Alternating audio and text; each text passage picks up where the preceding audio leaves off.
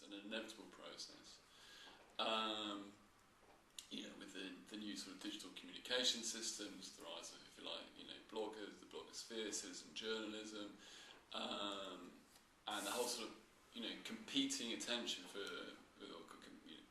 all these different systems competing for the public's attention, different ways of communicating, also between citizens themselves, and that's challenging the whole sort of role of journalists who, if you like, were sort of the gatekeepers to information. They had a very privileged position before, because they knew what was going on. They had the different sources, the different versions of the same story, and it was their responsibility to put all this information together and to present it in a sort of, in a proper professional, cohesive manner, so that the public can understand it. And you have different media which would always give a different spin or a different angle on the same story. So that was pluralism. That's all changing. It's an inevitable process. What the financial crisis has done is to rapidly accelerate that process. So a process that may have taken 10 or 20 years is now taking place in the course of 2, 3 or 4 years. So the combined, those are the combined effects, and that's why every time you sort of talk to sort of media professionals or people in the industry who are sort of struggling to come to terms with what's happening, none of them really do know what the future's going to look like. They all have their theories, they all have their explanations about what the process is, but everyone always sort of finishes it by saying, in the end, we don't actually know. Is there a demand for journalism? Yes. Is there a way that journalism can be paid for? Yes, I think there is. And I think that, that will be solved somehow. I think it will be solved somehow because there are professional media organisations that actually don't just want to make money, they also want to provide a service, and the reason they want to provide a service is because the public wants a service. There's always this sort of competition. We had a debate the other day at a conference about sort of the commercial value or of sort of media entertainment, sort of celebrity, sort of gossip, that sort of stuff, vis-a-vis sort of investigative journalism. And there's a general sense that actually that both of these are, I won't say they're legitimate forms of journalism, but they're legitimate forms of media, and they're both demanded by the public. The main difference is that one of them costs an awful lot to produce, and therefore, media managers who are looking to cut budgets are much more likely to cut on the investigative journalism side, whereas doing celebrity gossip is actually very easy to produce, and actually is mostly produced not by journalists in-house, but actually by the public relations team of the particular sort of celebrities involved. And so it's, you get the information and it comes in on a press release, you simply turn it around and you put it out. So much cheaper to produce, just as commercially valuable. So, but there is still a commercial value in proper investigative journalism, and I think people will continue to pay for it. We went to the Guardian newspaper because we were talking about the Traffic Bureau affair, and we were given a tour of it by the managing editor, I think. And he was saying, look, the fact is, the last 20 years has seen a massive boom in the media in terms of the number of people employed and the size of publications, the size of daily newspapers, a massive boom over the last 15, 20 years. Staff on newspapers today are 2, 3, 4 times higher than they were in the 60s or 70s.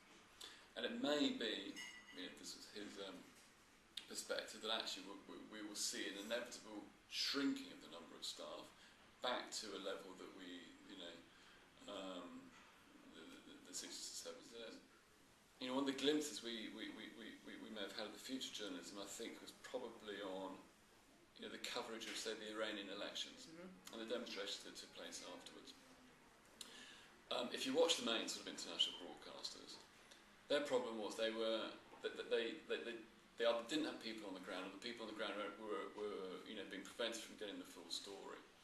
And so what the news organisations were getting was they were finding all these video clips online, on Google, on YouTube, being posted by demonstrators or activists or maybe just general We don't know who was posting them, and they may claim they were journalists, and they may claim they were, whoever they were, but there's no possibility of verifying independently any of this information. So what was the role of CNN, for example? Well, they had to, they would do a review of all the different videos that were out there, postings by, if you like, Iranian citizen journalists, and try and make sense of it. And then they would try and produce a package which they think is the best package they can put together and present it to the public. So if you like, they're kind of moderating all this noise and information that's being generated, trying to sort of, as best they can, to verify it, and then present,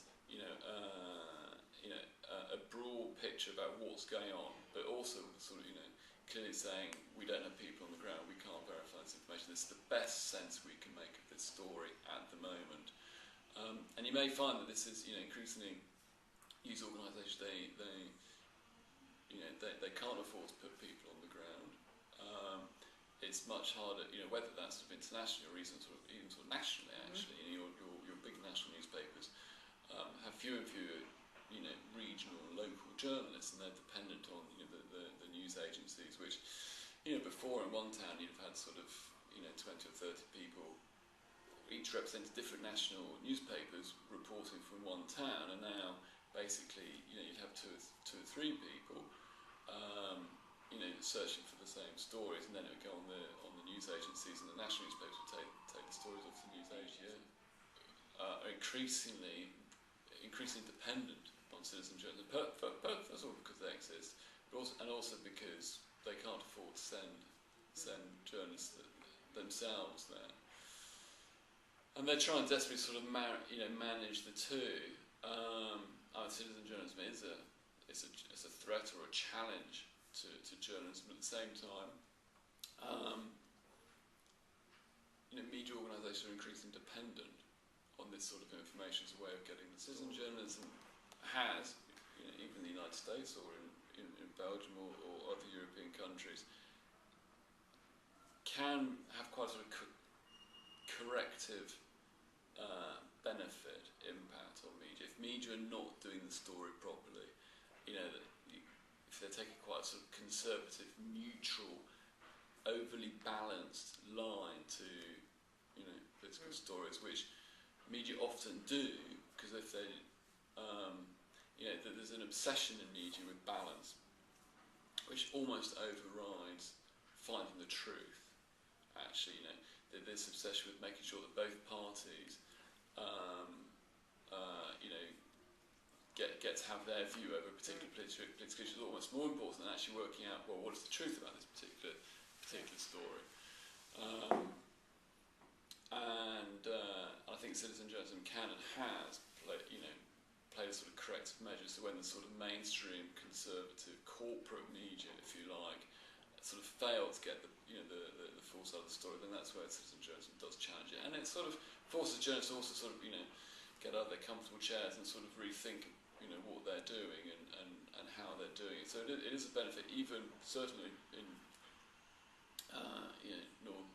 in Europe or North America, and then surely in countries with repressive regimes. Again, it's yes. Clearly you've got the mainstream media, which is controlled and censored by the government, and then you've got the public voice, the citizen voice. About citizen journalists, they are expressing their opinions and what they see of the world. It's about citizen journalism is about